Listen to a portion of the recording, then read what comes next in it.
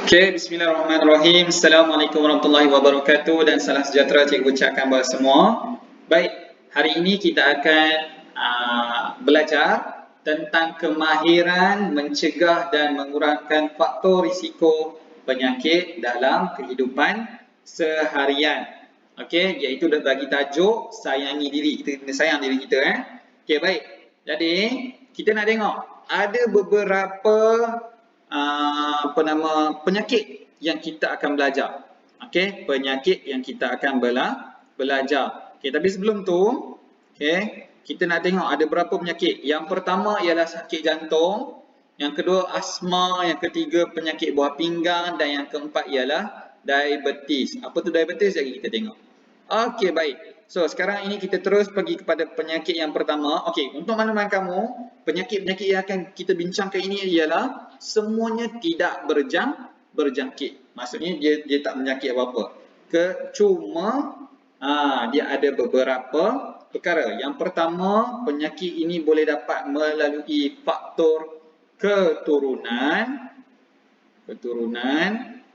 ataupun yang kedua, ni yang pertama, yang kedua ialah gaya hidup. Gaya hidup. So, sama ada melalui keturunan tu daripada kaum kerabat kita lah. Dan juga gaya hidup. Macam mana kita makan, macam mana kita bergerak, selalu buat senaman ke tidak. Okay, so itu masuk. Kita tengok yang pertama, sakit jantung. Okay, yang sakit jantung, antara puncanya termasuklah pengambilan makanan yang berlemak secara berlebihan dan akan menyebabkan salur darah sempit dan tersumbat. Okey, itu adalah punca dia. Okey, punca. Yang kedua, apa kesan dia pula? Kesan dia adalah yang pertama ialah sakit dada. Sakit jantung kan? Dada kan dekat jantung kan dekat dada kan. So sakit dada. Yang kedua ialah sesak nafas. Dan macam mana kita nak cegah? Okey, kita nak cegah, kita mestilah kurangkan pengambilan makanan yang berlemak. Dan yang kedua, lakukan senaman secara berkala. Berkala. Okey, sebelum cikgu pergi pada lebih lanjut, okey, kalau kamu ada buku teks, buka muka surat 88 sekarang, kamu boleh tengok perkara ataupun benda yang sama seperti yang dalam video ini. Baik, kita teruskan dengan penyakit yang kedua, iaitu penyakit asma. Okey, penyakit asma, bukan nama asma, bukan nama orang asma. Okey, ini adalah penyakit. Nama penyakit. Okey, apakah puncanya? Okey, puncanya ialah yang pertama ialah alahan kepada habuk, asap dan bulu binatang. Senang cerita dia macam alergik sikitlah. Okey, pada habuk, bulu binatang dia akan rasa macam nak sesak nafas. Okey. Dan yang kedua ialah keradangan saluran pernafasan. So bila terkena dengan bulu binatang ke habuk ke, dia akan menyebabkan awak punya saluran pernafasan itu menjadi tak selesa. Dia akan rasa macam tak nyaman untuk tarik nafas. Okey, so itu adalah puncanya. Yang kedua, kita tengok dah punca dia. Yang kedua ialah kesan dia. Apakah kesan dia? Kesan dia termasuklah sukar bernafas dan awak akan tercungap-cungap. Okey, awak akan ada masalah pernafasan lah. Awak tak boleh bernafas dengan baik. Okey, dan yang kedua ialah batuk.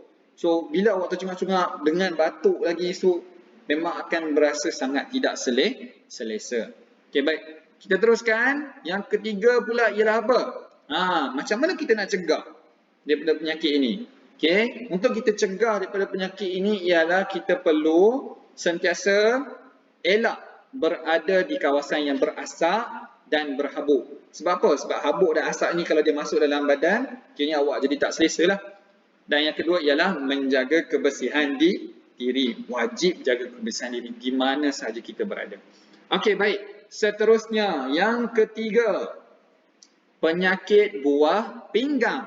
Okey, penyakit buah pinggang. Buah pinggang ni, buah pinggang kita yang dekat pinggang tu. Alright. So, apakah puncanya? Okey, yang pertama ialah kurang minum air kosong dan pengambilan protein yang berlebihan.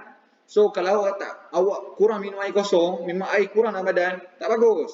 Lepas tu awak ambil pula pengambilan makanan protein yang berlebihan, tak bagus. Okay, jadi kita kena minum air secukupnya dalam badan. Dan yang kedua ialah penyakit tekanan darah tinggi, diabetes dan batu karang. So kalau pada individu yang ada penyakit darah tinggi, diabetes dan batu karang ini memang akan menyebabkan penyakit buah pinggang. Okey baik, yang seterusnya, yang kedua. Antara kesannya termasuklah yang pertama kencing berdarah, na'udzubillah.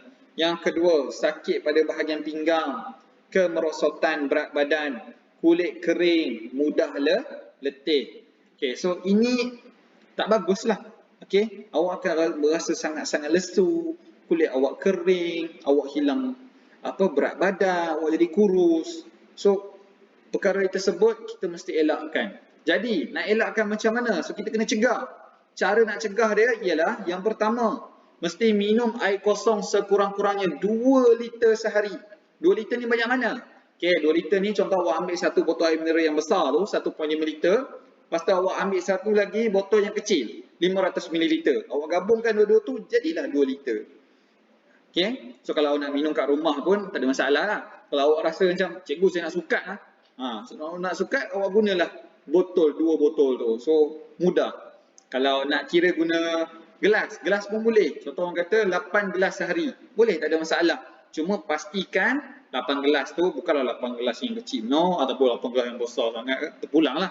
Okay? Lagi banyak minum, lagi bagus. Cumanya minum tu dengan ketepatan dengan badan kita lah.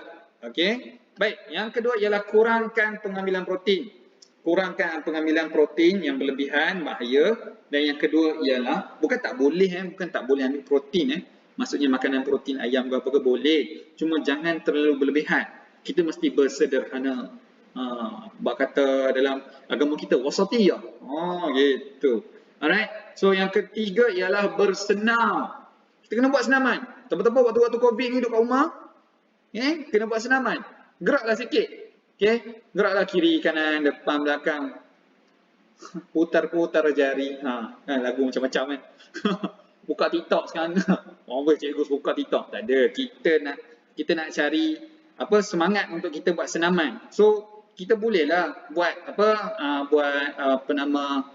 macam sebelum ni kat sekolah kita pernah buat bukan zumba,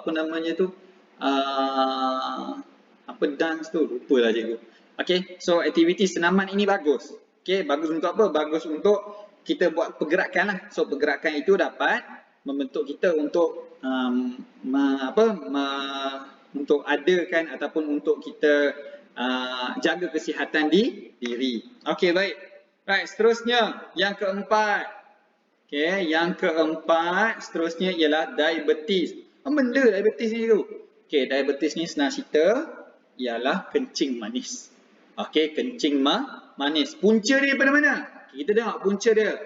Yang pertama ialah pengambilan gula yang tinggi. Ya Allah, pengambilan gula. Gula tu apa? Gula kita buang air tu ke? Tak kira gula dalam air tu ke ataupun gula dalam makanan ke, mana-mana saja. Sebab apa? Sebab dalam nasi pun ada gula. Awak tahu tak? Dalam nasi pun ada gula. So that's why kalau ambil nasi tu berpada-padalah. Jangan satu periuk ke bantai. Okay? So ingat-ingat. Hati-hati. Okay? Yang pertama ialah pengambilan gula yang tinggi. Obesity, kerosakan pada organ pankreas. Pankreas tu dalam badan kita lah. Pankreas, organ pankreas. Okay. Manakala seterusnya. Apakah kesan dia cikgu? Kesan dia. Berat badan susut secara mendadak. Kalau kena kencing manis, berat badan akan menyusut. Awak daripada kita nampak sihat, nampak elok, tiba-tiba kurus. Kurus tu tak bagus lah kan. Sebab kita mestilah jaga penampilan kita. Okay? Kita mestilah nak diri kita sihat. Okay? Okay, yang kedua, penglihatan kabur dan boleh menyebabkan buta. Yang ketiga, mudah letih dan lesu. Yang keempat, luka lambat sembuh. Okey, baik. Dan yang terakhir ialah yang ketiga, iaitu macam mana kita nak cegah dia. Kita nak buat cara pencegahan dia. Okay, yang pertama, kita kena kurangkan pengambilan gula. Pengambilan gula ni maksudnya apa?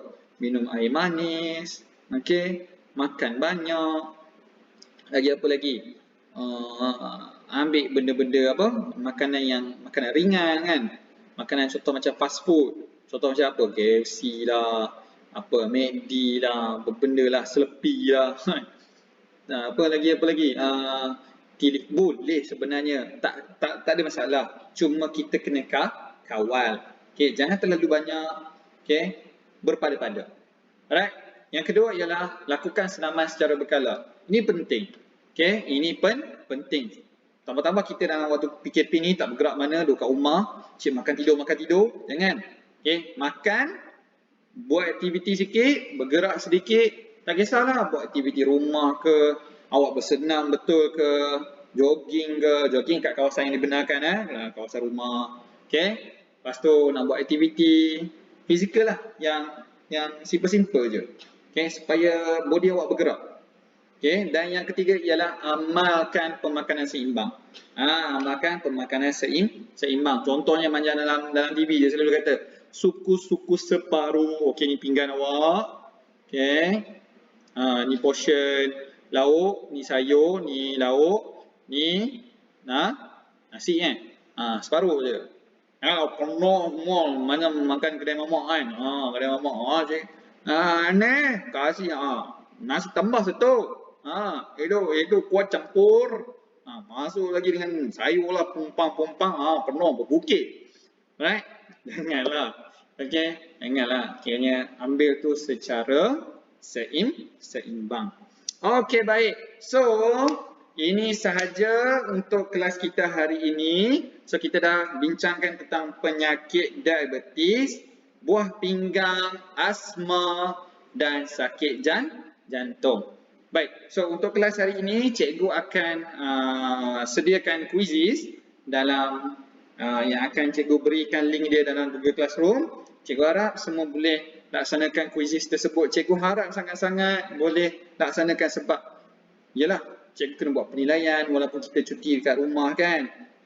So, it's better for you untuk buat supaya kamu nampak, supaya cikgu pun nampak kamu pun terlibat sama dalam kelas. Okey, cikgu harapkan semua dalam sihat sejahtera dan selamat belajar. Okey, terima kasih. Bye-bye. Assalamualaikum.